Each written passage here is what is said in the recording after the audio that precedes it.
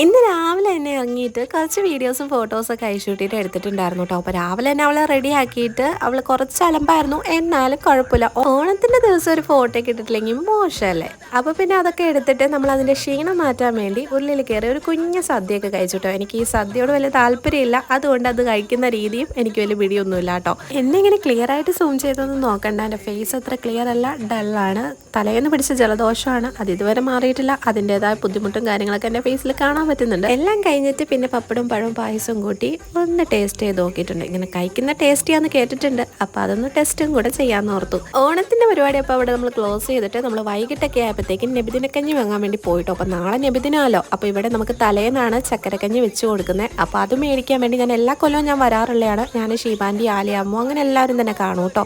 അതും മേടിച്ചുകൊണ്ട് വീട്ടിൽ പോയി നല്ല ചൂടോടുകൂടി കഴിച്ചു. നല്ല ടേസ്റ്റിയാണ് കേട്ടോ. അപ്പോൾ ഇന്നത്തെ വീഡിയോ ഇത്രയേ ഉള്ളൂ. പുതിയൊരു വീഡിയോയിൽ കാണാം. അതുവരെയ്ക്കും